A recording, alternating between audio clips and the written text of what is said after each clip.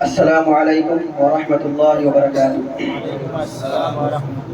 الحمد للہ رب العالمین والعاقبۃ للمتقین والصلاة والسلام على اشرف الانبیاء والمرسلین وعلى آلہ وصحبہ اجمعین ومن تبعهم بإحسان الى یوم الدین، اما بعد۔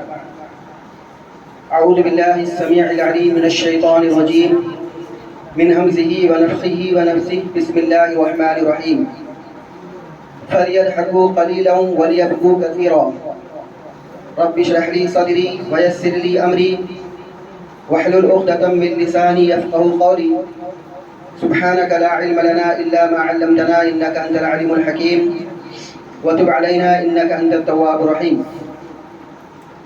معزز علماء کرام، محترم سامعین حضرات، نوجوان ساتھیوں اور عزیز طلبہ،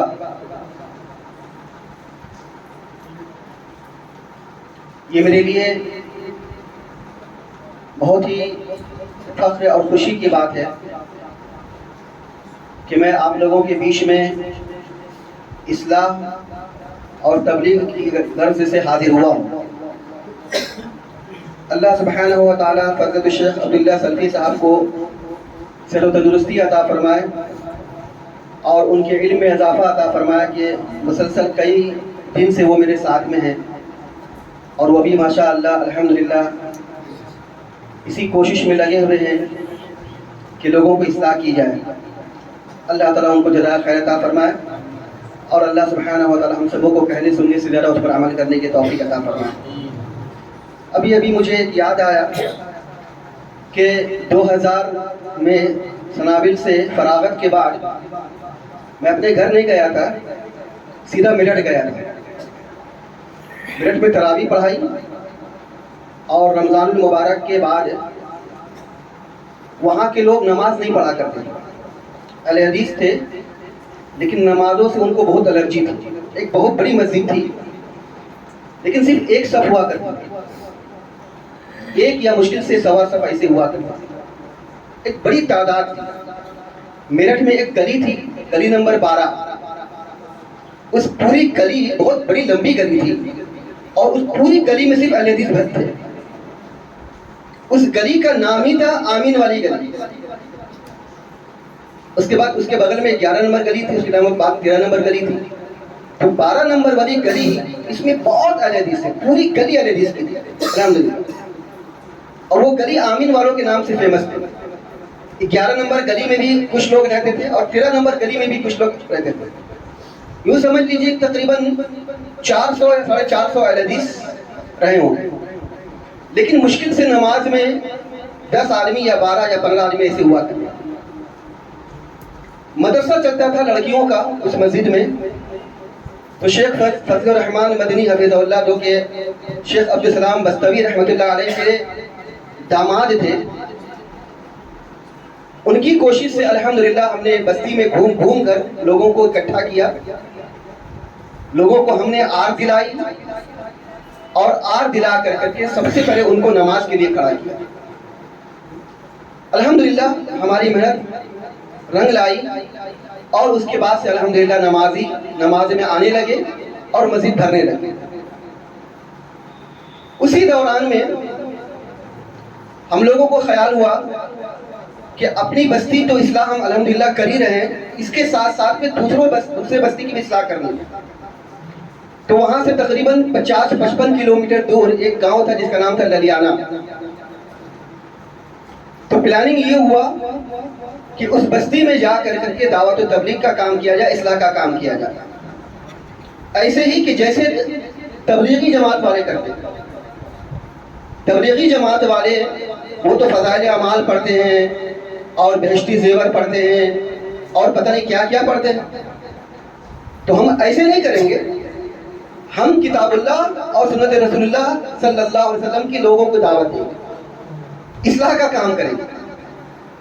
تو میرے ساتھ میں اس وقت مرکزی جمعیت اہل حدیث کے ناظم اعلیٰ فضلت الشیخ ہارون سنابلی حفظہ اللہ جو اس وقت خندق میرٹھ میں امام و خطیب ہوا کرتے تھے، بڑے اچھے مقرر تھے اور بہت بہترین سمجھایا کرتے تھے. تو میرے ساتھ میں وہ تھے، اور اسی لڑکیوں کے مدرسہ کے استاد محترم شیخ فیض الرحمان ازری صاحب تھے.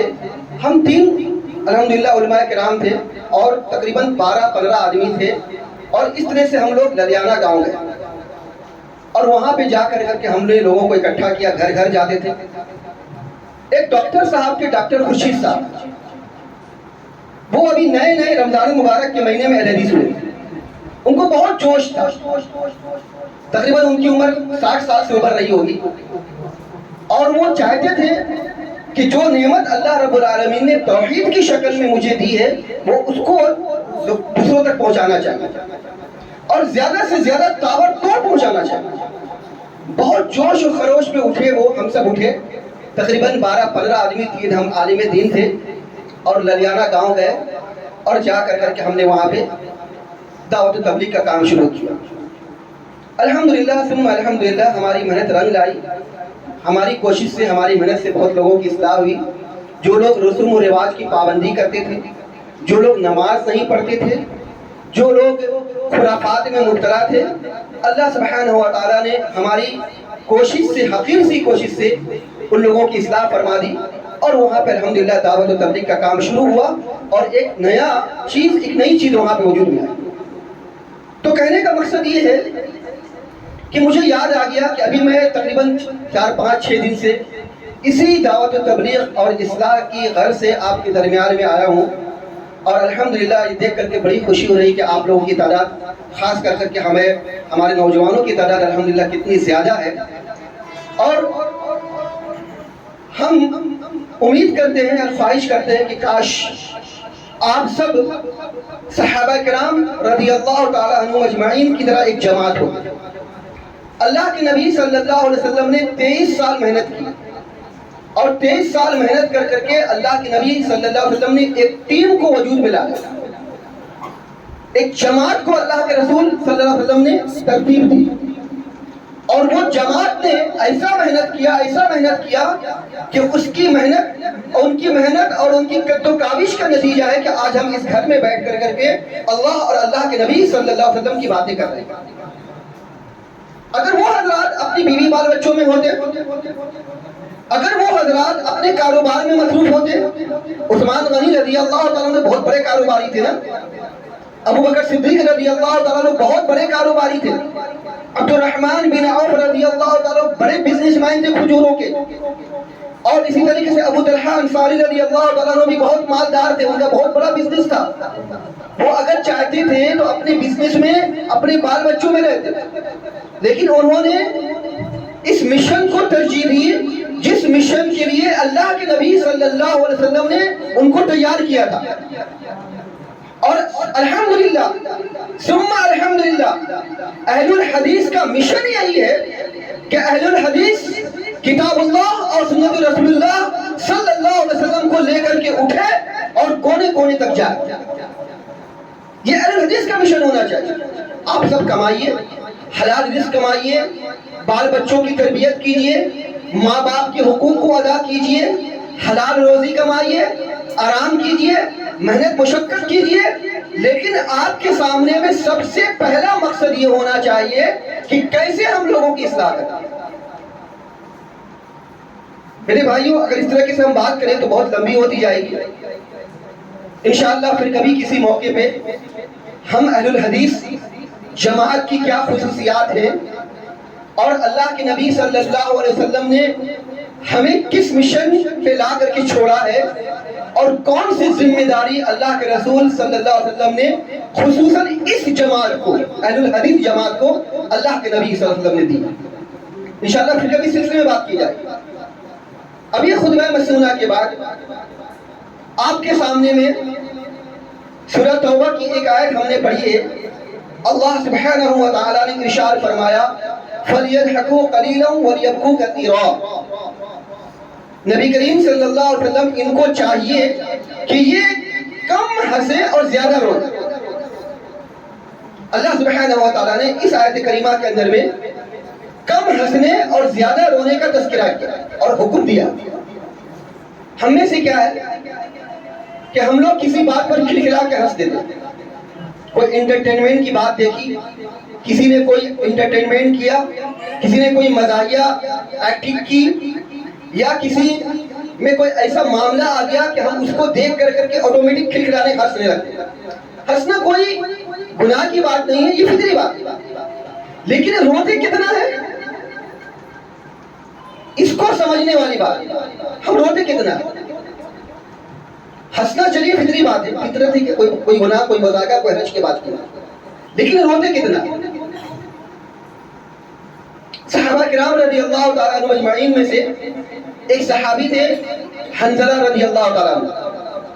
ایک مرتبہ حنظلہ رضی اللہ تعالیٰ عنہ بہت پریشان راستے میں گزر رہے تھے۔ ابو بکر صدیق رضی اللہ تعالیٰ عنہ سے ملاقات ہو گئی، صحیح بخاری کی روایت ہے۔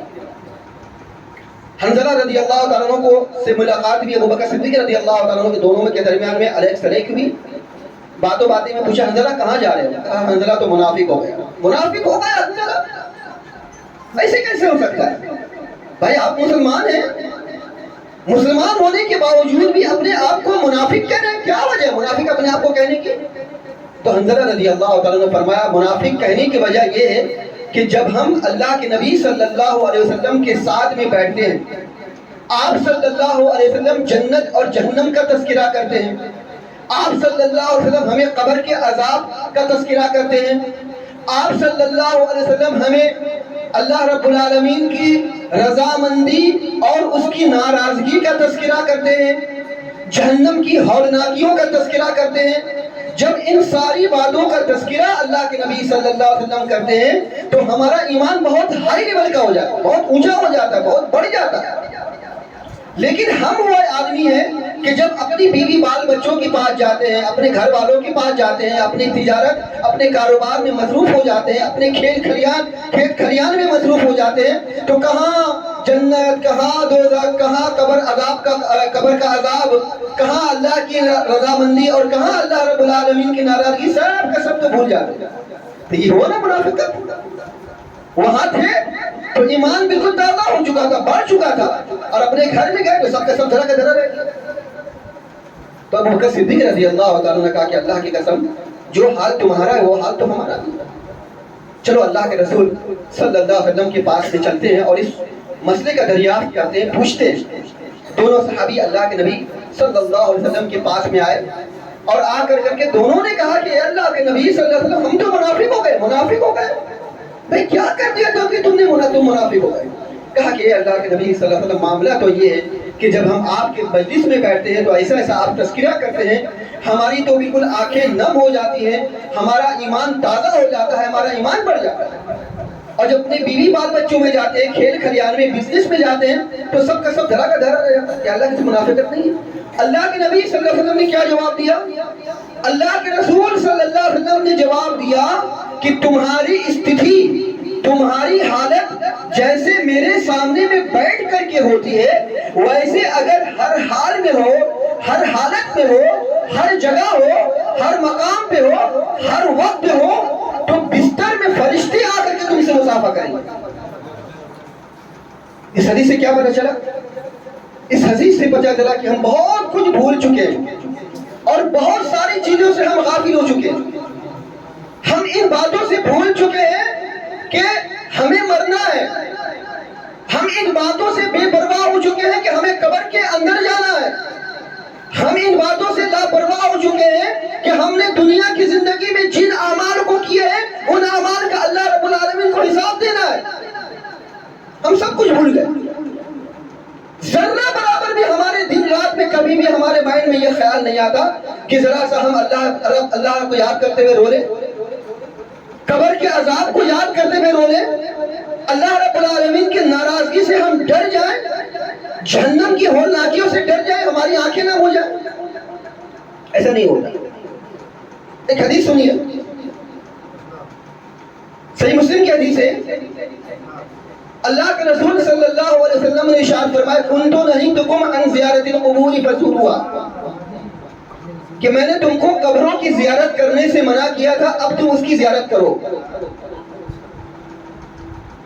فزوروہا، اللہ کے رسول صلی اللہ علیہ وسلم نے حکم دیا فزوروہا، اس کی زیارت کرو۔ محدثین کی اصطلاح میں اگر اللہ کے نبی صلی اللہ علیہ وسلم کسی بات کا حکم دے تو وہ حکم فرض کا درجہ رکھتا ہے، واجب ہونے کا درجہ رکھتا ہے۔ اس کا مطلب یہ ہوا کہ قبروں کی زیارت کرنا یہ فرض ہے، واجب ہے۔ اس حدیث کے اندر میں محدثین کہتے ہیں کہ یہاں حکم عام ہے سب کے لیے، مردوں کے لیے بھی اور عورتوں کے لیے بھی، یعنی عورت بھی قبر کی زیارت کرے اور مرد حضرات بھی قبر کی زیارت کرے۔ اب آپ سوچئے، مرد حضرات تو کبھی کبھی قبر کی زیارت کر بھی لیتے ہیں، کیا ہماری عورتیں کبھی قبر کی زیارت کرتی ہیں؟ کبھی عورت، کبھی آپ نے سنا کبھی یا کبھی دیکھا آپ نے کہ عورتیں قبروں کی زیارت کر رہی ہیں؟ نہیں سنا نا آپ نے؟ جامع ترمذی کی ایک روایت ہے، رسول اکرم صلی اللہ علیہ وسلم نے قبر کی زیارت کرنے والی عورتوں پر لعنت فرمائی۔ یہاں تو اللہ کے رسول صلی اللہ علیہ وسلم حکم دے رہے مرد کو بھی اور عورت کو بھی زیارت کرو، لیکن سنن ابی داؤد کی حدیث میں اللہ کے رسول صلی اللہ علیہ وسلم ایسی عورتوں پر لعنت فرما رہے ہیں جو قبر کی زیارت کرتی ہیں۔ امام ترمذی رحمۃ اللہ علیہ نے اس حدیث کو نقل کرنے کے بعد لکھا ہے کہ اللہ کے نبی صلی اللہ علیہ وسلم نے جو قبر کی زیارت کرنے والی عورت پر لعنت فرمائی ہے یہ پہلے کا تھا، اس لیے کہ عورت جب قبر میں جاتی ہے تو وہ اپنا آپا کھو دیتی ہے، اس کو برداشت نہیں ہوتا، وہ چیخ اور پکار کرنے لگتی ہے، آہو بکا کرنے لگتی ہے، جس کی وجہ سے اللہ کے نبی صلی اللہ علیہ وسلم نے قبر کی زیارت کرنے والی عورت پر لعنت فرمایا۔ لیکن اگر کوئی عورت قبر کی زیارت کرے اور قبر کی زیارت کرتے وقت آہو بکا نہ کرے، چیخ و پکار نہ کرے، اپنا آپا نہ کھوئے تو وہ زیارت کر سکتی ہے۔ اس کی مثال صحیح بخاری کی کئی روایت ہے کہ اللہ کے رسول صلی اللہ علیہ وسلم کے زمانہ مبارکہ میں عورت قبر کی زیارت کرتی تھی۔ صحیح بخاری کی ایک روایت ہے کہ اللہ کے نبی صلی اللہ علیہ وسلم ایک قبر کے پاس سے گزر رہے تھے کہ اس قبر کے پاس میں، کسی قبر کے پاس میں ایک عورت بیٹھی ہوئی تھی۔ اللہ کے رسول صلی اللہ علیہ وسلم نے فرمایا صبر کر۔ اس عورت کو بڑا غصہ آیا اور اس نے کہا کہ تجھ کو کیا پتا جو میرے دل میں گزری ہے؟ تو صحیح بخاری کی اس حدیث سے پتا چلا کہ عورت قبر کی زیارت کرنے گئی تھی، اللہ کے نبی صلی اللہ علیہ وسلم نے اس کو نہیں منع کیا کہ بھائی تو عورت ہے، عورت ذات ہو کر کے قبر کی زیارت کیوں کر رہی ہے؟ ایک دن باتوں باتوں میں میری اہلیہ نے مجھ کو کہا کہ قبر کی زیارت کرنی چاہیے۔ میں نے اپنی اہلیہ کو چونک کر کے دیکھا، بھائی کیا بات ہے، قبر کی زیارت کرنے کے لیے کہہ رہی ہے؟ تو میں نے کہا کہ نہیں، اللہ کے رسول صلی اللہ علیہ وسلم نے منع فرمایا اور ایسی عورتوں پر لعنت فرمائی ہے جو قبر کی زیارت کرتی ہے۔ بولے ایسا کیوں؟ میں نے کہا ایسا یہ ہے کہ تم عورتیں جب قبر میں جاؤ گی تو اپنا آپا کھو دو گی، رونے لگو گی، چیخنے پکارنے لگو گی، تو یہ مناسب نہیں ہے، کبھی سنا نہیں، کبھی دیکھا نہیں۔ اور اگر ہم کبھی قبر میں جائے تم کو لے کر کے تو شاید لوگ بڑے عجیب نگاہوں سے دیکھیں گے، ایک محلے میں شور مچ جائے گا کہ عورت قبرستان کے اندر میں گئی۔ تو اس نے کہا کہ آج کل کی عورتیں اتنی زیادہ سیاہ کار ہو چکی ہیں، آج کل کی عورتیں اتنی زیادہ گناہ کرتی ہیں، میں سمجھتی ہوں ان کا آپا تو درکنار ہونا، آپا کا کھونا درکنار، شاید ایک آنسو بھی اگر گر جائے ان قبرستان کی زیارت کر کے تو میں سمجھتا ہوں شاید ایسا ہو سکے۔ اس کا کہنے کا مقصد یہ تھا کہ عورتیں اتنی زیادہ غافل ہو چکی ہیں، اتنی زیادہ ان کے اندر میں گناہ کرنے کا مادہ ان کے اندر میں آ چکا ہے، اتنی زیادہ گناہ کرتی، سیریل دیکھتی ہیں، ٹی وی دیکھتی ہیں، اب وہ گنوانے لگی، اتنا زیادہ گناہ کرتی ہیں۔ اور اس نے یہ بھی بتلایا ہم عورتیں مسجد میں جاتی ہیں، مزاروں میں جاتی ہیں، عورتیں مزاروں کی زیارت کر سکتی ہے، کیا قبرستان کی زیارت نہیں کر سکتی؟ کیا عورت کو قبرستان میں جانے کا حق نہیں ہے؟ اگر عورت قبرستان میں جائے تو شاید اس کو بھی آخرت کی یاد آئے، شاید وہ بھی اپنے گناہوں سے توبہ کر کر کے اللہ رب العالمین کی طرف مائل ہو، راغب ہو. بہرحال بات آئی گئی، ختم ہو گئی، میں نے اس کو کچھ نہیں بولا، لیکن اس کی باتوں میں ذرا سا دم تھا. اور اس نے جو مجھے یہ کہا کہ ایک عورت قبرستان چلی جاتی ہے مر کر کے، مٹی بھی مل جاتی ہے، کبھی زندگی بھر اپنے اپنے مسلک کے مطابق مسجد کا منہ نہیں دیکھتی. ایسا ہوتا کہ نہیں ہوتا؟ کتنے عورتیں ایسی ہیں قبرستان میں مر کے چلی جاتی ہیں لیکن کبھی مسجد نہیں جاتی. کاش وہ مسجد جاتی، علماء کرام کے زبانی خطبہ سنتی، وعظ و نصیحت سنتی، تو ان کے دل کے اندر میں یہ خیال آتا کہ ہمیں بھی مرنا ہے اور اللہ رب العالمین کے آگے حاضر ہونا ہے. گناہ کم کرتی وہ لوگ. عورتیں قبرستان نہیں جاتی، عورتیں مزار جاتی ہیں، میلے ٹھیلے میں جاتی ہیں، بازار میں رونق بن جاتی، لیکن عورت قبرستان نہیں جاتی. یہ ایک مختلف بھی مسئلہ ہے. کئی سعودی علماء نے بھی عورتوں کو قبرستان جانے سے منع کیا. ان کے فتویٰ الحمدللہ سراغوں پر، اس میں کوئی دو رائے نہیں ہے. لیکن میرا ماننا یہ ہے کہ کبھی کبھی عورتوں کو بھی قبرستان میں جانا چاہیے، اندر نہ صحیح تو کم از کم دور سے صحیح کہ دیکھے قبرستان کا منظر کیسا ہوتا ہے. کہ آج یہاں پہ سب کے بیچ میں ہے، کل ہمیں مر کر کے اسی ویران اور سنسان جگہ میں جانا. ان کو وہ جب دیکھیں گی تو ان کے اندر میں گناہ کرنے کا سوچ، گناہ کرنے کی سوچ کم ہوگی اور وہ اللہ رب العالمین کی طرف مائل ہوگی. بہرحال اللہ کے رسول صلی اللہ علیہ وسلم نے ارشاد فرمایا كنت نهيتكم عن زیارت القبور فزوروها. میں نے آپ کے سامنے میں قرآن کریم کی آیتیں پڑھی، فَلْيَضْحَكُوا قَلِيلًا وَلْيَبْكُوا كَثِيرًا. دیکھیے اللہ سبحانہ و تعالیٰ نے قرآن مجید میں سورہ بقرہ کے شروع میں مومنوں کا اور تقوی والوں کا انٹروڈکشن کرایا کہ تقوی والے اصل میں ہے کون، ایمان والے کون ہیں. اللہ نے ارشاد فرمایا الف لام میم ذالک الکتاب لا ریب فیہ ھدی للمتقین الذین یؤمنون بالغیب ویقیمون الصلاۃ ومما رزقناہم ينفقون. اللہ نے ارشاد فرمایا کہ یہ کتاب ہے اللہ رب العالمین کی طرف سے ہے، اس میں کوئی شک نہیں. ھدی للمتقین، یہ کتاب ہدایت ہے تقوی والوں کے لیے. اور تقوی والوں کی سب سے پہلی صفت کیا اللہ رب العالمین نے بتائی؟ الذین یؤمنون بالغیب. ایمان والے اور تقوی والے وہ ہیں جو غیب پر ایمان رکھتے ہیں. غیب کا مطلب کیا ہے؟ غیب کا مطلب یہ ہے کہ جو ہمارے ذہن اور دماغ سے غائب ہو. مثال کے طور پہ اللہ رب العالمین کو ہم نے نہیں دیکھا، اور دنیا کی زندگی میں اللہ رب العالمین کو دیکھنا کسی کے لیے پاسبل نہیں، کسی کے لیے مناسب نہیں. لیکن اسی اللہ کو دیکھے بغیر ایمان رکھنا، یہ ایمان ہے، یہ تقویٰ. اور بلا دیکھے اس سے ڈرنا، اس کی ناراضگی کا خوف کرنا، اس کی پکڑ سے ڈرنا، یہ ایمان ہے، یہ تقویٰ ہے. اور غیب کا کیا معنی ہے؟ غیب کا معنی یہ ہے کہ جو ہمارے ذہن و دماغ سے اوجھل ہو، غائب ہو. ہم نے گزشتہ انبیاء اور رسولوں کو نہیں دیکھا لیکن ہم ان پر ایمان رکھتے ہیں. اسی طریقے سے ہم نے پچھلی کتابوں کو نہیں دیکھا، نہ پڑھا، لیکن ہم ان پر ایمان رکھتے ہیں. فرشتوں کو ہم نے نہیں دیکھا لیکن اس کے باوجود بھی ہم ایمان رکھتے ہیں. جنت اور جہنم کو ہم نے اپنی آنکھوں سے نہیں دیکھا لیکن ہم اس پر ایمان رکھتے ہیں. اسی طریقے سے قبر کے عذاب اور قبر کے ثواب کو بھی ہم نہیں جانتے اور نہ ہم نے دیکھا ہے اپنی آنکھوں سے. جتنا رسول اکرم صلی اللہ علیہ وسلم نے بتایا ہے ہم اتنا ان پر مانتے اور ایمان رکھتے ہیں. یہی تو غیب کی چیزیں. تو گویا کہ قبر کے عذاب اور اس کے ثواب پر ایمان رکھنا، اس پر عقیدہ رکھنا، یہ تقوی والوں کی پہلی نشانی ہے. یہ تقوی والوں کی پہلی نشانی ہے. قرآن مجید میں اللہ سبحانہ و تعالیٰ نے ارشاد فرمایا یثبت اللہ الذین آمنوا بالقول الثابت فی الحیاۃ الدنیا وفی الآخرہ.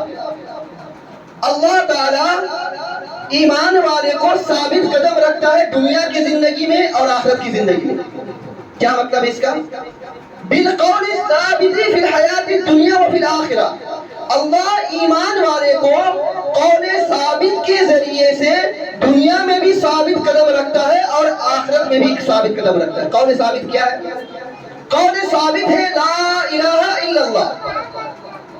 قول ثابت ہے لا الہ الا اللہ، کہ جب دنیا کی زندگی میں لا الہ الا اللہ اس نے پڑھی اور لا الہ الا اللہ پڑھ کے اس نے اس کے مطابق زندگی بسر کی، نہ حرام کھایا، نہ کسی کی چغلی کی، نہ کسی کی غیبت کی، نہ کسی کی شکایت کی، نہ سود خوری میں مبتلا ہوئے، نہ ماں باپ کی حق تلفی کی، نہ کسی اور کی حق تلفی کی، نہ کسی پر ظلم کیا، جتنا اللہ رب العالمین نے دیا اس پر قناعت کر کر کے صبر کرتے ہوئے زندگی بسر کیا، پوری زندگی لا الہ الا اللہ پر قائم رہے، مصیبتیں آئیں، تکلیف آئی، پریشانیاں آئیں، بہت سارے حالات آئے، لیکن صاحب قول لا الہ الا اللہ پر ڈٹا رہا، جمع رہا، لا الہ الا اللہ پر زندگی بسر کرتا رہا۔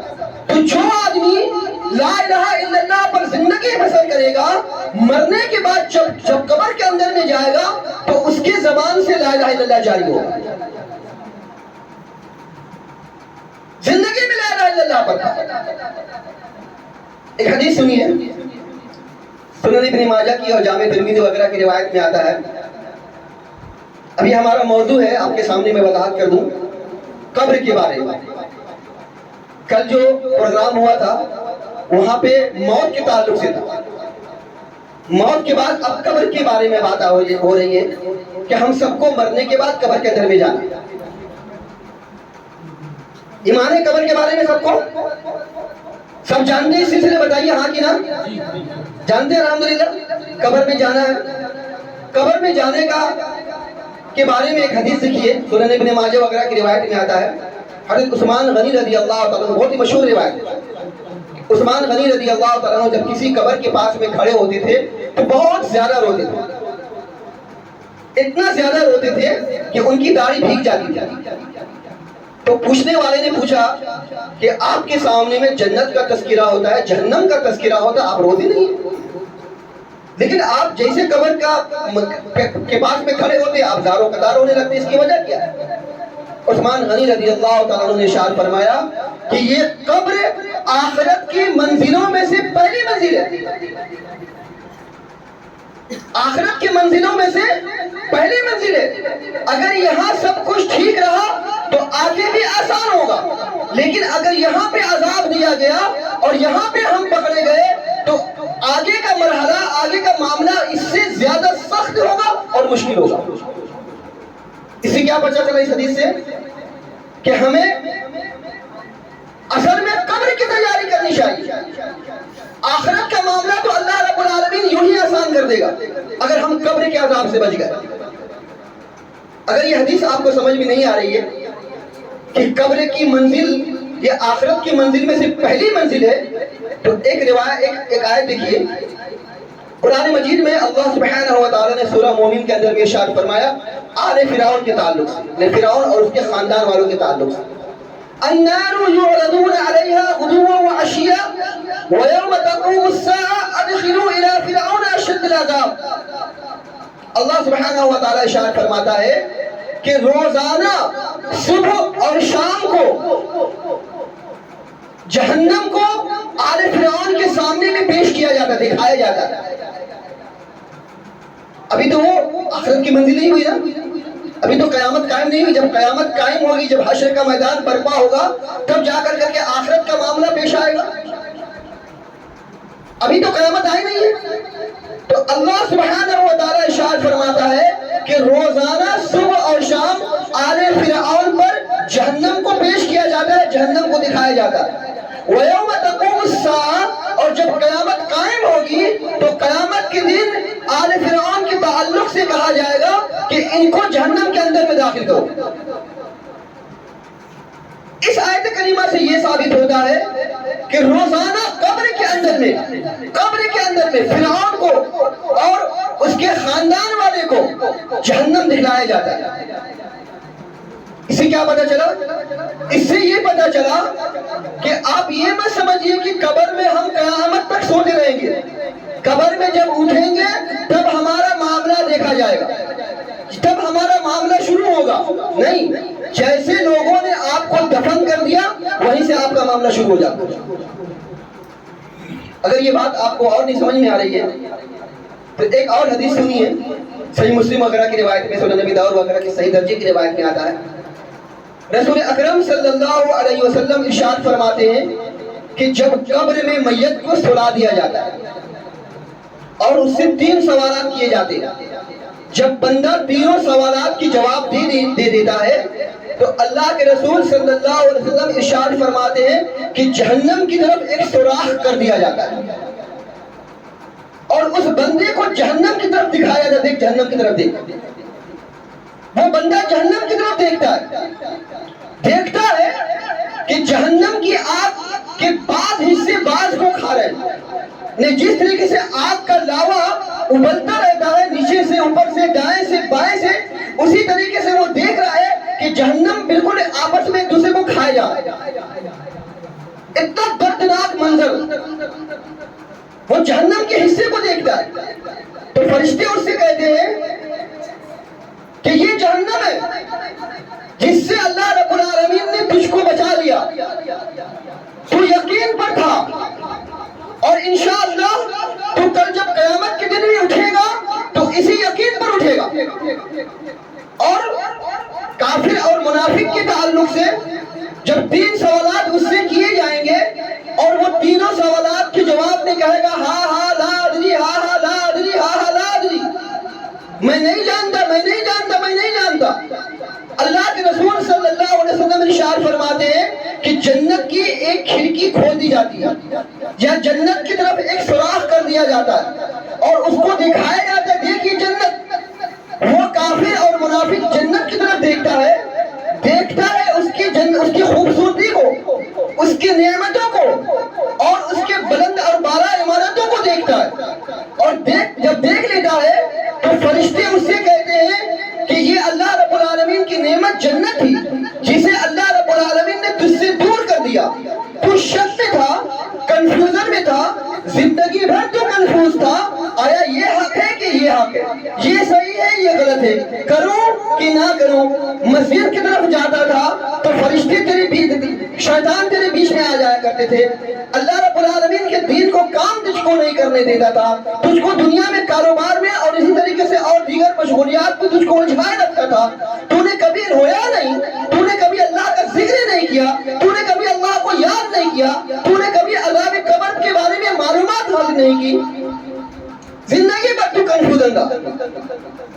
اللہ کے رسول صلی اللہ علیہ وسلم ارشاد فرماتے ہیں کہ وہ فرشتہ اس کو کہتا ہے کہ تو کنفیوژن میں تھا، تو شک میں تھا، قیامت تک تو اسی قبر کے اندر میں شک میں مبتلا رہو اور جب تو قیامت کے دن اٹھے گا تو اسی شک کی بنیاد پر تو اٹھے گا۔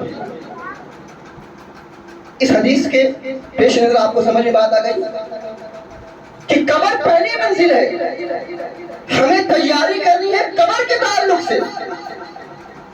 قبر میں ہمارا معاملہ اگر آسان ہو گیا تو انشاءاللہ آخرت میں ہمارا معاملہ آسان ہو جائے گا، لیکن قبر میں اگر ہم دبوچ لیے گئے، قبر میں ہم پکڑے گئے، قبر میں اگر ہم نے فرشتوں کے سوالات کے جواب نہیں دیے تو آخرت میں ہمارا کوئی ٹھکانہ نہیں ہوگا، ہماری کوئی منزل نہیں ہوگی، ہم کہاں جائیں گے؟ اس حدیث کی روشنی میں آپ اندازہ لگا لیں۔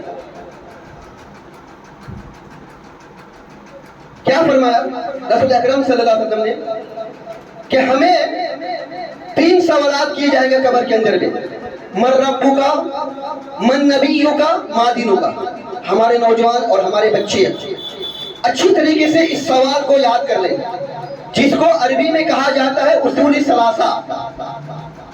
اس میں بہت سارے سعودی علماء نے کتابیں بھی لکھی ہیں تاکہ مسلمان کو پتہ چل سکے کہ اصول ثلاثہ ہے کیا، اور اسی اصول ثلاثہ کے مطابق زندگی بسر کر سکے اور اسی اصول ثلاثہ کی تیاری کر سکے۔ وہ اصول ثلاثہ کا مطلب ہوتا ہے 3 بنیادی سوال۔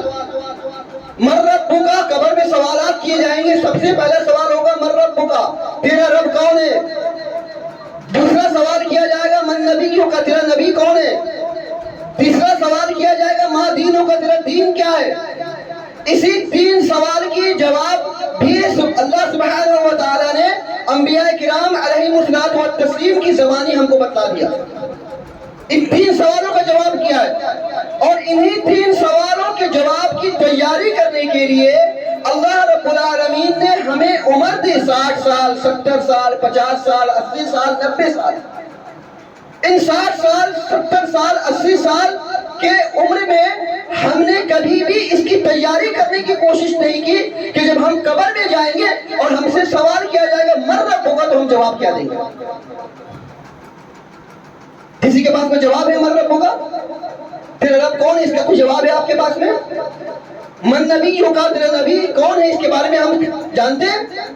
ما دینوں کا، تیرا دین کون سا ہے، اس کے بارے میں ہم جانتے ہیں؟ کون سا دین اپنا ہے تو نے؟ اسلام دھرم کو، اسلام دھرم کا معنی اور مفہوم کیا ہے؟ تو نے اسلام کے احکام پر کتنا عمل کیا؟ محمد صلی اللہ علیہ وسلم تیرے نبی تھے، تو نے محمد صلی اللہ علیہ وسلم کے احکام پر عمل کتنا کیا؟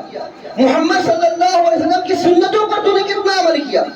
اللہ رب العالمین کے بارے میں جانتا ہے کیا؟ اللہ رب العالمین کے بارے میں جانتا ہے اللہ کہاں ہے؟ اللہ سبحانہ و تعالی سمیع علیم ہے، اللہ علیم ہے، خبیر ہے، اللہ رب العالمین کی بہت ساری صفات ہیں، اس کے تعلق سے تو جانتا ہے؟ نہیں جانتا، تو کیسے جانتا اپنے پروردگار؟ تو ہم سے قبر کے اندر میں 3 سوالات کیے جائیں گے، اور ان 3 سوالوں کے جواب کے لیے اللہ رب العالمین نے جواب بھی بتلا دیے، اور اس کی تیاری کرنے کے لیے اللہ نے ہمیں عمر بھی دی۔ اب کیسے دیکھ لیجئے، ایک روایت کے اندر میں صحیح مسلم کی روایت میں آتا ہے، اللہ کے رسول صلی اللہ علیہ وسلم ارشاد فرماتے ہیں ان الانسان اذا مات انقطع عنه عمله الا من ثلاث، انسان جب مر جاتا ہے تو اس کا عمل ختم ہو جاتا ہے، نماز پڑھتا تھا، روزہ رکھتا تھا، زکوٰۃ یا حج کرتا تھا، یا کوئی بھی اچھا نیک عمل کرتا تھا، مرنے کے بعد اس کو ثواب نہیں ملتا، لیکن 3 چیزیں وہ اپنی زندگی میں کر کے جاتا ہے تو مرنے کے بعد بھی ان 3 چیزوں کا ثواب اس کو مسلسل ملتا رہتا ہے۔ اس میں سے کیا ہے؟ صدقۃ جاریہ، صدقہ جاریہ، کوئی کنواں کھودوا دیا، کہیں پہ سایہ دار درخت لگا دیا، اسی طریقے سے کہیں پہ کوئی مسجد قائم کر دی، کوئی ایسی چیز اس نے اپنی زندگی میں کر دی جس سے لوگ فائدہ اٹھاتے رہے۔ دوسرا کیا؟ اور علم ينتفع به، ایسا علم چھوڑ کر کے گیا جس سے لوگ فائدہ اٹھاتے ہو۔ کسی کو آپ نے حافظ قرآن بنا دیا، کسی کو آپ نے دین سکھلا دیا، کسی کو آپ نے اللہ کے رسول صلی اللہ علیہ وسلم کی حدیث سنا دی، کسی کو آپ نے اللہ کے دین کو بتلا دیا، تو جب تک وہ آدمی اس اچھی چیزوں پر، دین کے احکام پر عمل کرتا رہے گا، انشاءاللہ اس کے ذریعے سے اس احکام پر عمل کرنے کے ذریعے سے مرنے کے بعد بھی آپ کا ثواب ملتا رہے گا۔ او ولد صالح یدعو لہ، یا اپنے پیچھے میں نیک اولاد کو چھوڑ کر کے جائے کہ مرنے کے بعد وہ نیک اولاد آپ کے لیے دعا کرے۔ سنن نبی داؤد کی حدیث ہے، حسن درجی کی روایت میں آتا ہے، اللہ کے نبی صلی اللہ علیہ وسلم ارشاد فرماتے ہیں کہ ایک آدمی کا درجہ اونچا کر دیا گیا، ایک آدمی کا درجہ اونچا کر دیا گیا۔ وہ پوچھتا ہے کہ اے اللہ تعالیٰ میرے اس درجے کو کیوں اونچا کر دیا گیا؟ اللہ سبحانہ و تعالیٰ فرماتا تیرے بیٹے کی وجہ سے، تیرے بیٹے نے تیرے مرنے کے بعد دعا کی جس کی وجہ سے تیرے اونچے کو، تیرے مرتبے کو اونچا کر دیا۔ اس کا مطلب کیا ہوا کہ ہم نے زندگی میں اپنی اولاد کو نیک بنایا، اپنی اولاد کو صالح بنایا، ہم اللہ رب العالمین کے احکام پر عمل کرتے رہے، ہم پوری زندگی آخرت اور قبر کی تیاری کرتے رہے، تو انشاءاللہ مرنے کے بعد جب قبر کے اندر میں جائیں گے تو اللہ سبحانہ و تعالیٰ ہم کو ثابت قدم رکھے گا۔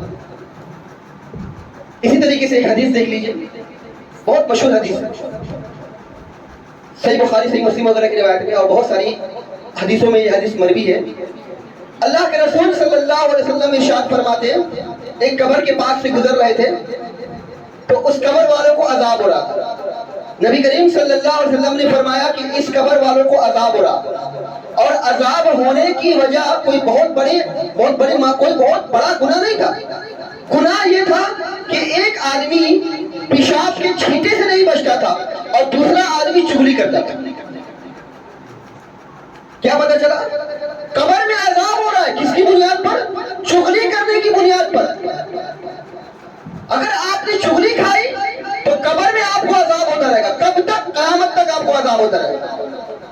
اور قبر میں اٹھنے کے بعد، قبر سے اٹھنے کے بعد، قیامت کے بعد جو آپ نے کسی کی چغلی کر کے، کسی کی غیبت کر کے اس کی حق تلفی کی ہے، وہ حساب کتاب تو اس کا معاملہ آخرت کا ہے، وہ تو ہونا ہی ہونا۔ تو قبر میں آپ کو عذاب دیا جائے گا کسی کی چغلی کرنے کی بنیاد پر۔ اگر آپ چغلی نہ کریں، کسی کی شکایت نہ کریں، کسی کی غیبت نہ کریں، کسی کی حق تلفی نہ کریں، یہ تیاری ہے قبر میں اترنے کی، یہ تیاری ہے۔ اسی طریقے سے اور بہت ساری روایات ہیں قبر کے تعلق سے۔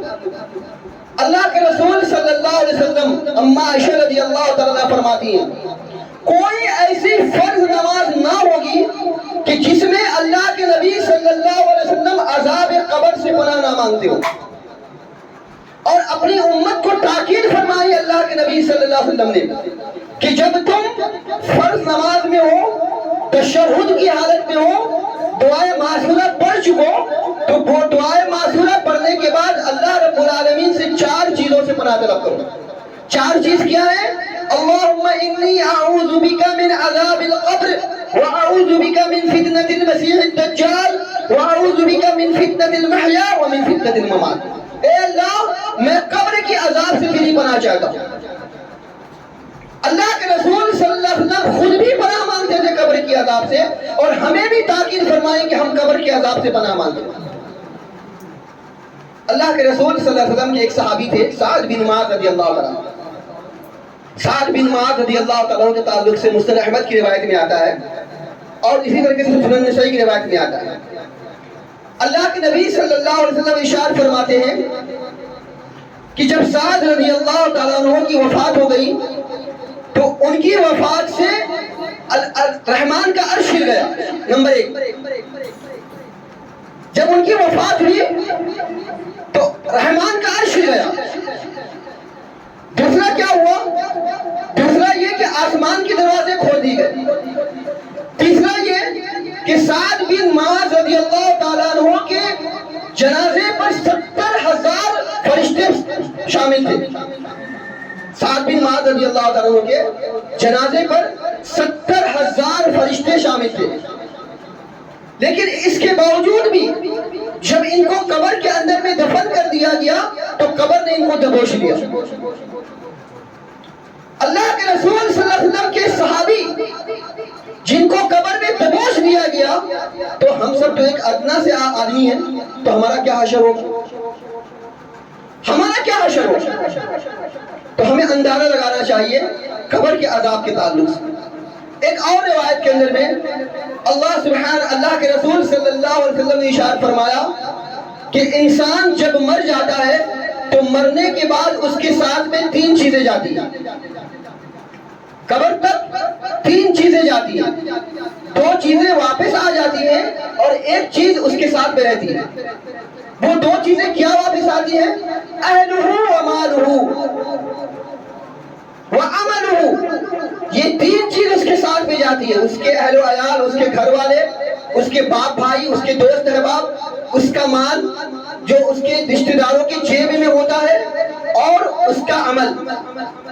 اللہ کے رسول صلی اللہ علیہ وسلم ارشاد فرماتے ہیں کہ جب قبر میں اس کو دفنا دیا جاتا ہے تو 2 چیزیں واپس آ جاتی ہیں، اہلہ ومالہ، اس کے گھر والے اور اس کے مال واپس آ جاتے ہیں، اور اس کا عمل باقی رہتا ہے۔ اگر اس کا عمل اچھا رہا تو قبر میں اچھے سے معاملہ ہوتا ہے، اور اب اس کا عمل خراب رہا تو خراب معاملہ کیا جاتا ہے۔ تو اس حدیث سے کیا پتہ چلا؟ ان احادیث سے ہمیں یہ پتہ چلا کہ قبر یہ پہلی منزل ہے۔ ہمیں زندگی گزارنی چاہیے قبر کے عذاب سے بچنے کے لیے، ہمیں زندگی گزارنی چاہیے قبر میں معاملات کو آسان کرنے کے لیے۔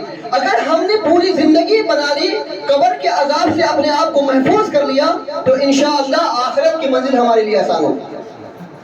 لیکن اگر ہم نے قبر کی منزل میں، قبر کے بارے میں ہم نے کچھ جانکاری حاصل نہیں کی اور اس کی تیاری کرنے کی کوشش نہیں کی تو آخرت کا معاملہ بہت کٹھن ہونے والا ہے۔ اللہ کے رسول صلی اللہ علیہ وسلم نے کئی احادیث کے اندر میں قبر کے منظر کو بیان کیا، اور اللہ کے نبی صلی اللہ علیہ وسلم ارشاد فرماتے ہیں کہ میں نے قبر کے منظر، قبر کے عذاب سے زیادہ بھیانک منظر میں نے کسی کا نہیں دیکھا۔ سب سے بھیانک منظر قبر کا. ایک روایت کے اندر میں صحیح مسلم وغیرہ کی روایت میں آتا ہے اللہ کے رسول صلی اللہ علیہ وسلم ارشاد فرماتے ہیں کہ جب میت کو قبر میں لٹا دیا جاتا ہے تو اس کے رشتہ دار واپس چلے جاتے ہیں. وہ جوتوں کی آواز سنتا ہے یہاں تک کہ جب آخری جوتوں کی آواز سن لیتا ہے کہ اس کو لگتا ہے کہ سب چلے گئے. اب جوتوں کی آواز نہیں آ رہی, چپل کی آواز نہیں آ رہی, سب لوگ چلے گئے. آج ہم اپنے بستر میں ہیں, نرم گرم بستر میں ہیں, اے سی ہال اے سی میں ہم آرام کر رہے ہیں, کمبل کے نیچے ہم آرام کر رہے ہیں, اپنے بال بچوں کے درمیان میں آرام کر رہے ہیں, اپنے ماں باپ کے بیچ میں ہم زندگی بسر کر رہے ہیں, اپنے دوست احباب کی زندگی کے ساتھ میں ہم رہ رہے ہیں. لیکن قبر کا وہ منظر ہوگا کوئی نہیں ہوگا, سب چھوڑ کے چلے جائیں گے. سب آخری جوتوں آخری چپل کی آواز سنائی دے گی, سب چلے جائیں گے. اب اس کو لگے گا کوئی نہیں, سب چلے گئے اکیلا. اللہ کے رسول صلی اللہ علیہ وسلم ارشاد فرماتے ہیں کہ دو فرشتے آتے ہیں, اس میں سے ایک کا نام منکر ہوتا ہے, دوسرے کا نام نکیر ہوتا ہے. اور وہ سیاہ فام کالے چہرے والے ہوتے ہیں, اور قبر کا اندھیرا اور فرشتے بھی کالے چہرے والے, کالے چہروں والے, اور ان کی آنکھیں بلیو بلیو نیلی نیلی ہوں گی. اب آپ سوچئے کہ جب قبر کا اندھیرا ہوگا اور کالا چہرے پہ دو بلیو بلیو آنکھوں والی کوئی چیز آپ دیکھیں گے تو آپ امیجن کیجئے کہ آپ کو کتنا ڈر لگے گا. ایک اچھا سے اچھا آدمی بھی ڈر جائے. وہ برزخ کی زندگی ہوگی, یہ زندگی نہیں ہے, وہ برزخ کی زندگی ہے. وہاں معاملہ سب الٹ پلٹ ہو جائے گا. ایسے کہ جیسے اللہ سبحانہ و تعالیٰ نے ہم سے پوچھا تھا الستو بربکم, کیا میں تمہارا رب نہیں ہوں؟ تو ہم نے جواب دیا تھا اللہ سے بلا, اے میرے پروردگار کیوں نہیں, شہیدنا ہم گواہ ہیں. کیا اس بات کا کسی کو یاد ہے؟ کوئی جانتا ہے کہ ہم اللہ رب العالمین کے سامنے حاضر ہوئے تھے اور ہم نے عہد کیا تھا کہ اے میرے پروردگار تو میرا رب ہے؟ ہم کو میں سے کوئی جانتا ہے؟ کوئی نہیں جانتا. تو نہیں یہی معاملہ ہوگا قبر کے میں کہ جب ہم قبر میں چلے جائیں گے تو دنیا میں ہم نے کیا کیا نہیں کیا سب بھولے بھولے ہوں گے, لیکن اچھے اعمال اور برے اعمال. تو اللہ کے رسول صلی اللہ علیہ وسلم ارشاد فرماتے ہیں کہ دو سیاہ اور نیلی آنکھوں والے فرشتے آئیں گے. روایت کے اندر میں آتا ہے کہ جو مومن ہوگا اس کو اٹھایا جائے گا اور وہ بڑے اطمینان اور سکون کے ساتھ میں اٹھے گا. جب اس کو اٹھایا جائے گا تو فرشتے اس سے 3 سوال کریں گے. من رب کا, تیرا رب کون ہے؟ من نبیوں کا, تیرا نبی کون ہے؟ ما دین کا, تیرا دین کیا ہے؟ جب فرشتے ان تینوں سوال کریں گے اور وہ بندہ مومن جواب دے دے گا تو فرشتے ایک سوال اور کریں گے کہ تجھ کو کیسے معلوم ہوا ان 3 سوالوں کے بارے میں؟ تو وہ کہے گا قرأت کتاب اللہ وصدقت وآمنت بھی, میں نے اللہ کی کتاب پڑھی, میں نے اس کی تصدیق کی اور میں اس پر ایمان لایا. ان 3 سوالوں کی جواب کی تیاری کرنے کے لیے ہمیں چاہیے کہ ہم اللہ کی کتاب پڑھیں, رسول اکرم صلی اللہ علیہ وسلم کی حدیثیں پڑھیں. اگر ہمیں قبر کے عذاب سے بچنا ہے تو کسی کے حق تلفی نہیں کرنی ہے. ہمیں قبر کے عذاب سے بچنا ہے تو اللہ رب العالمین کے آگے سجود ہونا ہے. اگر ہمیں قبر کے عذاب سے بچنا ہے تو قرآن کریم کی تلاوت کرنی ہے. اگر ہمیں قبر کے عذاب سے بچنا ہے تو اپنے بال بچوں کی اچھی تربیت کرنی ہے. اگر ہمیں قبر کے عذاب سے بچنا ہے تو حرام مال سے بچنا ہے. تو وہ کہے گا کہ میں نے اللہ کی کتاب پڑھی, میں ان کی تصدیق کیا, میں ان پر ایمان لایا. تو اللہ کے رسول صلی اللہ علیہ وسلم ارشاد فرماتے ہیں کہ اس کو کہا جائے گا نم کنم عقل عروس, سو جا ایسے جیسے پہلی رات کی دلہن سوتی. تو وہ کہتا ہے مجھے چھوڑ دیجئے, میں اپنے گھر والوں کے پاس میں واپس جاؤں اور جا کر کے یہ خوشخبری سنا کر کے آؤں کہ دیکھو اللہ سبحانہ و تعالی نے مجھ پر رحم کیا ہے اور میرے ساتھ میں یہ معاملہ ہو رہا ہے. تو فرشتے کہیں گے نہیں, اب دنیا میں جانا آپ کے لیے مناسب نہیں ہے, سو جا, ایسے سو جا کہ جیسے پہلی رات کی دلہن سوتی ہے. اور جس طریقے سے پہلی رات کی دلہن کو اس کا سب سے محبوب, سب سے پیارا اس کو اٹھاتا ہے, ٹھیک اسی طریقے سے اللہ سبحانہ و تعالی قیامت کے دن تجھ کو اٹھائے گا. قیامت کے دن تجھ کو اللہ اٹھائے گا. تو آپ دیکھیے ایک مومن کی زندگی کیسی ہے اور قبر میں جانے کے بعد اس کی زندگی کیسی ہو رہی ہے. اللہ کے رسول صلی اللہ علیہ وسلم ارشاد فرماتے ہیں کہ اس تاحد نگاہ، جہاں تک نگاہ جاتی ہے، جہاں تک ہم دیکھ پاتے ہیں، اس کی قبر کو لمبائی میں اور چوڑائی میں اس کو وسیع کر دیا جاتا ہے، چوڑا کر، لمبائی میں بھی اور چوڑائی میں بھی بالکل کشادہ کر دیا جاتا ہے۔ اللہ کے رسول صلی اللہ علیہ وسلم فرماتے ہیں کہ جنت کا بچھونا اس قبر میں بچھا دیا جاتا ہے، جنت سے کھڑکیاں کھول دی جاتی ہیں، وہاں سے ہوائیں آتی ہیں اور وہ آرام اور سکون کے ساتھ میں سوتا ہے، جنتی لباس اس کو پہنا دیا جاتا ہے اور وہ آرام اور سکون کے ساتھ میں رہتا ہے۔ کب تک؟ قیامت تک۔ یہ کیسا معاملہ رہا کہ جب ہم دنیا کی زندگی میں اچھے سے رہے، ہم نے اللہ رب العالمین کے احکام پر عمل کیا اور قبر میں اترنے کی تیاری کی، اس کا اپوزٹ دیکھ لیجئے کیا معاملہ ہوگا۔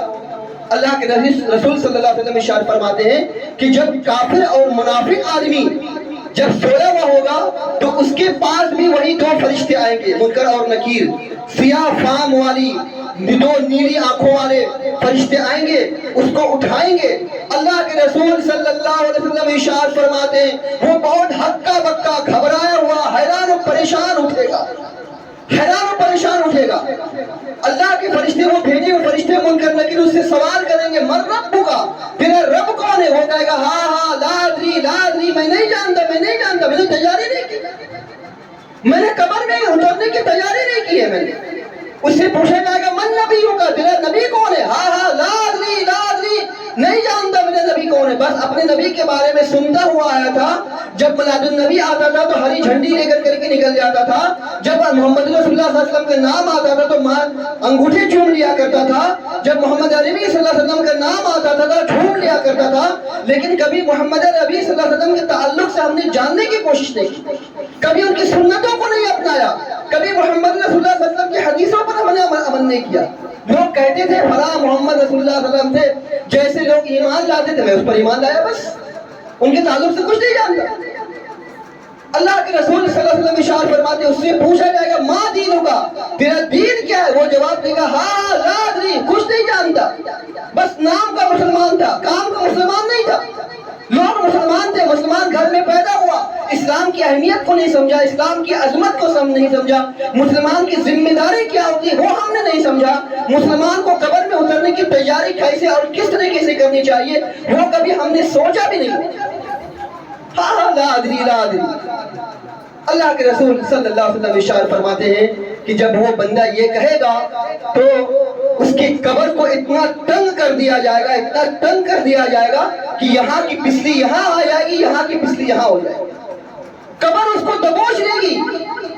اور روایت کے اندر میں آتا ہے اللہ کے رسول صلی اللہ علیہ وسلم ارشاد فرماتے ہیں ایک فرشتہ اترے گا، وہ فرشتہ اتنا بڑا ہتھوڑا لے کر کے اترے گا، اتنا بڑا ہتھوڑا کہ اگر اس ہتھوڑے سے ایک بڑے پہاڑ کو مارا جائے، صرف ایک مرتبہ مارا جائے تو وہ پہاڑ بالکل چور چور ہو جائے۔ اللہ کے رسول صلی اللہ علیہ وسلم فرماتے اس کی قبر پہ 99 اژدہا سانپ کو مسلط کر دیا جاتا ہے۔ وہ سانپ اتنا بھیانک سانپ ہے کہ اگر اس سانپ کی ایک پھنکار بھی دنیا میں پڑ جائے، دنیا کی طرف پھنکار مار دے ایک سانپ تو پوری دنیا جل کر کے راکھ ہو جائے اور کہیں سے بھی کوئی کھیتی نہ اٹھ سکے۔ اتنا بھیانک سانپ ہوگا، ایک نہیں، دو نہیں، تین نہیں، 99 سانپ، 99 سانپ اژدہا پر مسلط کر دیے جائیں گے۔ اللہ کے رسول صلی اللہ علیہ وسلم ارشاد فرماتے ہیں اس ہتھوڑے سے اس کو مارا جائے گا، وہ چیخے گا، چلائے گا، یہاں تک کہ اس کی چیخ اور چلا اس کی آواز کو انسان اور جنات کے علاوہ دنیا کی ساری مخلوقات سنے گی۔ اسی وجہ سے رسول اکرم صلی اللہ علیہ وسلم نے ارشاد فرمایا کہ اگر تم لوگ مردوں کو قبر میں دفن کرنا بند نہ کرو تو میں تم کو عذاب، اللہ سے دعا کرتا کہ وہ تم کو عذاب قبر دکھلا دے۔ اگر ہم سب عذاب قبر دیکھ لیتے تو اپنے مردوں کو قبر میں دفن کرنا چھوڑ دیتے، لیکن اللہ سبحانہ و تعالیٰ کا معاملہ ہے کہ ہم ایمان رکھتے ہیں کس پر؟ غیب پر۔ اللہ کے رسول صلی اللہ علیہ وسلم ارشاد فرماتے ہیں قیامت تک وہ اژدہا اس کو ڈستا رہے گا، اس کو ہتھوڑی مارتی جا رہی ہے، وہ بے ہوش ہو جائے گا، مر جائے گا، پھر اس کو دوبارہ زندہ کیا جائے گا، پھر مارا جائے گا اور قیامت تک اس کو ایسے ہی عذاب ملتا رہے گا۔ اس لیے میرے بھائیوں اور بزرگوں دوستوں، قبر بہت بھیانک منظر ہے، بہت ہی بھیانک منظر ہے. آپ اس کی تیاری کر لیجئے, قبر میں اترنے سے پہلے اس کی تیاری کر لیجئے. قبر کی ہولناکیوں اور قبر کے عذاب اور ثواب کے تعلق سے اس کی تیاری کر لیجئے. احادیثیں بہت ساری ہیں, وقت نہیں ہے کہ ہم اس کا احاطہ کر سکیں, لیکن آپ سے اتنا گزارش کرنا چاہتے ہیں کہ اس دنیا کی زندگی میں قبر میں اترنے سے پہلے قبر کے بارے میں تیاری کر لیجئے, قبر کے سوال جو کیے جائیں گے اس کی تیاری کر لیجئے, اور اسی کے مطابق اپنی زندگی بسر کیجئے. اور انشاءاللہ اللہ رب العالمین کی ذات پر توکل اور بھروسہ کیجئے کہ اگر آپ نے پوری زندگی لا الہ الا اللہ پر بسر کی تو انشاءاللہ جب قبر میں آپ سے سب سے پہلا سوال کیا جائے گا من ربک, تیرا رب کون ہے, تو انشاءاللہ آپ کے لیے جواب دینا آسان ہو جائے گا. اگر آپ نے محمد رسول اللہ صلی اللہ علیہ وسلم کی سنتوں کو اپنایا, ان کی حدیثوں پہ عمل کیا, تو انشاءاللہ محمد رسول اللہ صلی اللہ علیہ وسلم کے تعلق سے جواب دینا آسان ہو جائے گا. اگر آپ نے اسلام کو اپنایا, اسلام کے احکامات اور اس کے فرامین پر عمل کیے, تو انشاءاللہ اسلام کے تعلق سے آپ کے لیے جواب دینا آسان ہو جائے گا. اس لیے میرے بھائیوں, قبر کی تیاری کیجیے, اس لیے کہ قبر میں اگر آپ ہم سب بچ گئے تو انشاءاللہ آخرت کا معاملہ آسان ہوگا, لیکن قبر میں اگر ہم نہیں بچ پائے تو آخرت میں بھی ہمارا بچنا مشکل ہو جائے گا. اس لیے قبر کا معاملہ اصل ہے, قبر ہی اصل ہے, اور قبر کی تیاری ہم سبوں کو کرنی چاہیے. اللہ سبحانہ و تعالیٰ نے ارشاد فرمایا فَلْيَضْحَكُوا قَلِيلًا وَلْيَبْكُوا كَثِيرًا. جو آیت کریمہ میں نے آپ کے سامنے شروع میں پڑھی تھی وہ یہی ہے کہ زیادہ رونا چاہیے اور کم ہنسنا چاہیے, تاکہ اگر ہم زیادہ روئیں گے اللہ رب العالمین کی خشیت, اللہ رب العالمین کے ڈر اختیار کریں گے, اور اسی طریقے سے اللہ رب العالمین کی پکڑ, اس کی ناراضگی سے ڈریں گے, اور اسی طریقے سے قبر کے عذاب کے تعلق سے ڈریں گے, تو انشاءاللہ اللہ رب العالمین ہم کو راستہ دکھلائے گا, اور جب ہمیں اللہ رب العالمین راستہ دکھلائے گا تو انشاءاللہ ہمارے لیے معاملہ آسان ہو جائے گا. بہت ساری باتیں ہیں, انشاءاللہ پھر کبھی آپ مقررین, واعظین اور خطبہ کی زبانی عذاب قبر کے تعلق سے سنتے رہیں گے. انشاءاللہ ہم سب امید کرتے ہیں آپ سے کہ ابھی سے, اس وقت سے آپ سب عذاب قبر کی تیاری کریں گے انشاءاللہ. زور سے بولیے بھائی, جو ہمارے بیٹھے ہوئے ہمارے نوجوان کریں گے انشاءاللہ تیاری, نمازوں کی پابندی کریں گے انشاءاللہ, اللہ کے رسول صلی اللہ علیہ وسلم کی سنتوں کو اپنائیں گے انشاءاللہ. اللہ کے نبی صلی اللہ علیہ وسلم نے داڑھی کے تعلق سے جو کہا ہے داڑھی رکھیں گے. ایک مسلمان کی جو پہچان ہوتی ہے کہ تاکہ دور سے لگے کہ مسلمان آ رہا ہے, اس پہچان کو انشاءاللہ اپنائیں گے انشاءاللہ. آپ کو الحمدللہ آپ لوگ اللہ رب العالمین نے داڑھی رکھنے کے لیے دیا. جب آپ قبر میں جائیں گے اور آپ کی داڑھی کٹی ہوئی ہوگی تو سمجھ لیجیے داڑھی جیسے معتبر مبارک چیز آپ کاٹ کے اس کو گٹر میں پھینک دیتے, گندی نالی میں پھینک دیتے, جس کے تعلق سے اللہ کے رسول صلی اللہ علیہ وسلم کی اتنی ساری حدیثیں آئی, اس کو نہیں اپناتے. محمد رسول اللہ صلی اللہ علیہ وسلم داڑھی سے محبت کرتے تھے اور اپنی امت کو داڑھی بڑھانے کی تاکید فرمائی. اسی داڑھی کو آپ کاٹ کر کے گٹر میں پھینکتے, گندی نالی میں پھینکتے. داڑھی کاٹ کر کے جب آپ قبر کے اندر میں جائیں گے, محمد رسول اللہ صلی اللہ علیہ وسلم کی ایک سنت کو, یا یہ کہہ لیجیے رسول اکرم صلی اللہ علیہ وسلم نے جو تاکید فرمائی ہے داڑھی بڑھاؤ, یہ فرض ہے, داڑھی رکھنا فرض ہے. اس فرض کو آپ زندگی میں کاٹ کر کے گٹر کی نالی میں, گندے نالی میں بہا کر کے آپ قبر میں اتریں گے, تو آپ اسلام کے تعلق سے کیا جواب دیں گے؟ محمد عربی صلی اللہ علیہ وسلم کے تعلق سے کیا جواب دیں گے؟ رب کے تعلق سے کیا جواب دیں گے؟ انشاءاللہ میرے بھائیوں, اللہ کے رسول صلی اللہ علیہ وسلم کی حدیثوں کو اپنا کریں گے انشاءاللہ آج سے انشاءاللہ. اللہ تعالیٰ سے دعا ہے اللہ سبحانہ و تعالیٰ ہم سب کو کہنے سننے سے زیادہ اس پر عمل کرنے کی توفیق عطا فرمائے. اقول قولی ھذا واستغفر اللہ لی. جی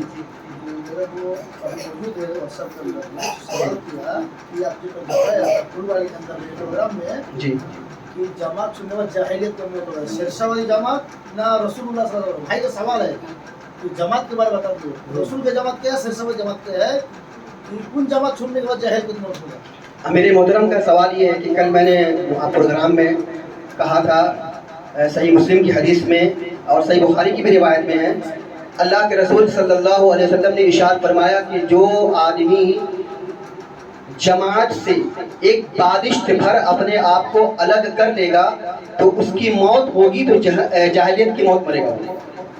جاہلیت کسی موت مرے گا, یہ صحیح بخاری کی روایت میں ہے اور صحیح مسلم کی حدیث میں. تو کسی بھائی کا اعتراض تھا کہ کیا وہ جماعت جو صحابہ کی جماعت تھی اس سے علیحدگی اختیار کریں گے تو جاہلیت کی موت پڑیں گے, یا آج کے دور کی جو جماعت شیر شاہ باری جماعت اہل حدیث ہے اس سے علیحدگی اختیار کریں گے تو جاہلیت کی موت پڑیں گے؟ دیکھیے بھائی, اللہ کے نبی صلی اللہ علیہ وسلم نے ارشاد فرمایا، صحیح بخاری صحیح مسلم کی، مسند احمد کی روایتیں، بہت ساری روایتیں، اللہ کے رسول صلی اللہ علیہ وسلم ارشاد فرماتے، لا تزال طائفۃ من امتی ظاہرین علی الحق، کہ میری امت میں ایک جماعت ایسی ہوگی جو ہمیشہ حق پر قائم رہے گی. میری امت میں سے ایک طائفہ، ایک جماعت ایسی ہوگی جو ہمیشہ حق پر ہوگی اور دنیا کے لوگ اس کو نقصان نہیں پہنچا سکتے اور وہ ہمیشہ غالب رہے گی. تو طائفہ منصورہ جس کو کہا جاتا ہے وہ صحابہ کرام رضی اللہ تعالی عنہم اجمعین کی جماعت ہے. صحابہ کرام رضی اللہ تعالی عنہم اجمعین کا منہج کیا تھا؟ صحابہ کرام رضی اللہ تعالی عنہم اجمعین کا منہج تھا کتاب اللہ اور سنت رسول اللہ صلی اللہ علیہ وسلم، یعنی اللہ کی کتاب پر عمل کرنا اور رسول اکرم صلی اللہ علیہ وسلم کی حدیث کو اپنانا.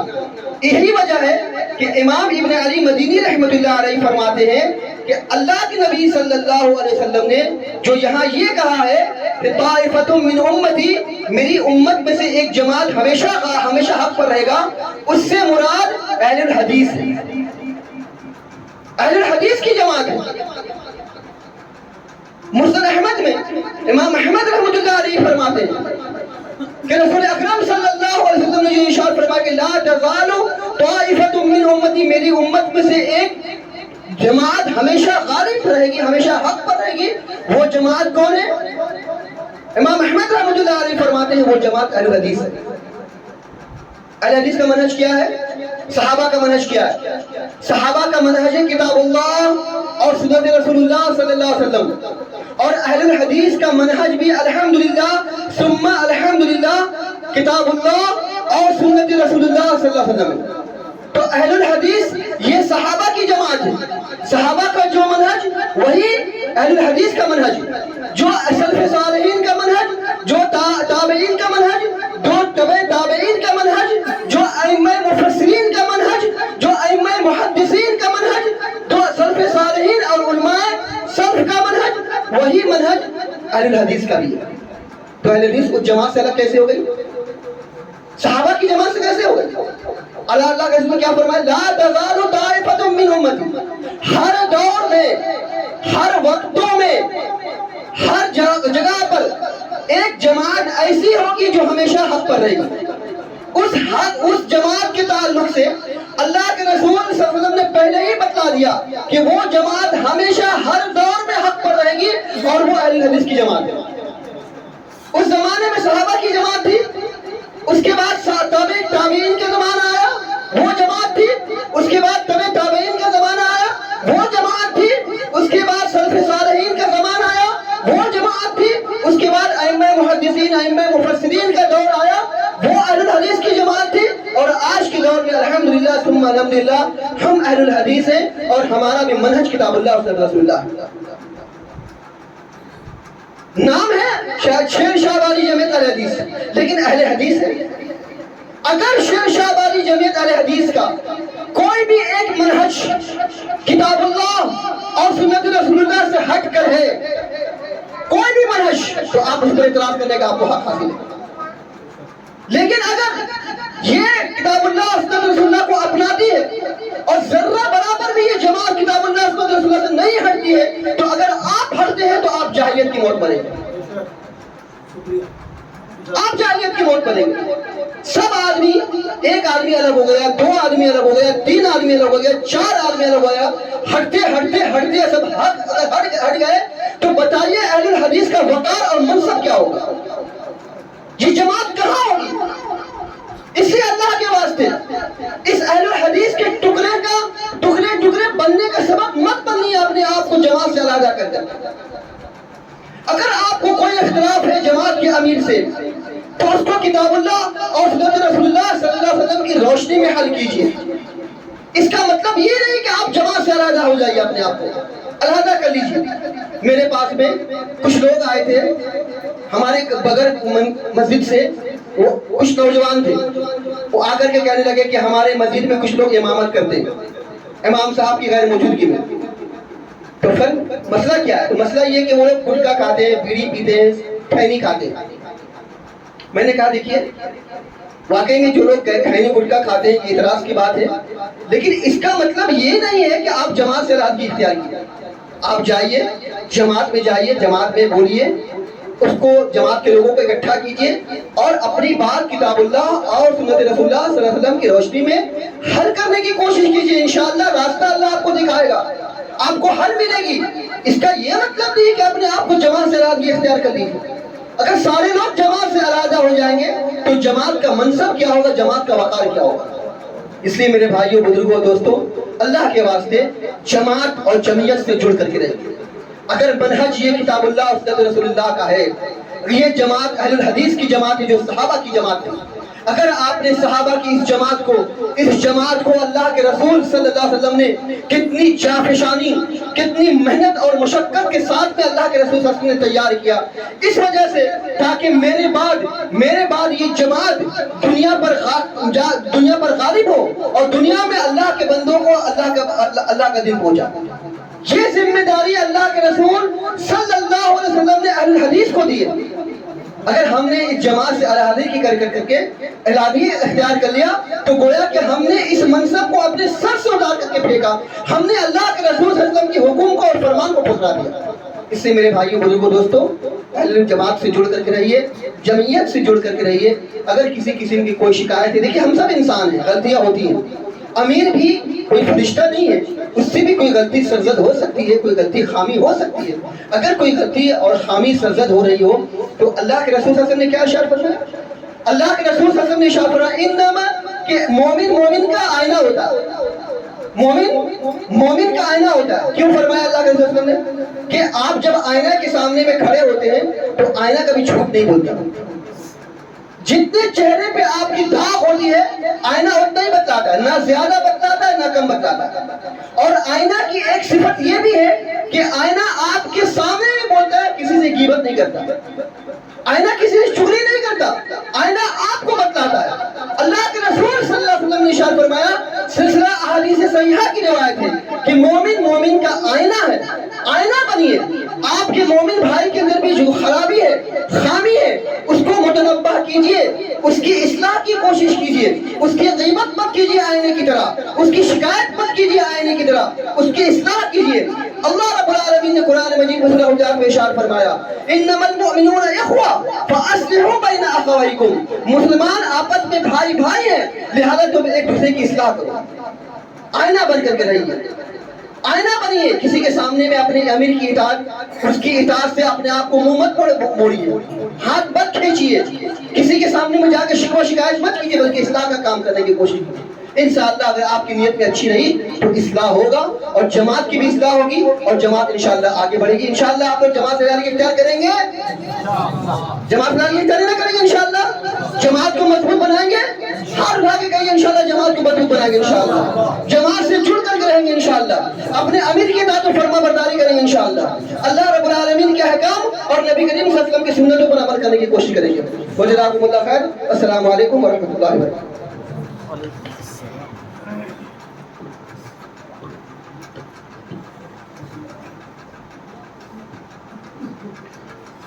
وعلیکم السلام ورحمۃ اللہ وبرکاتہ.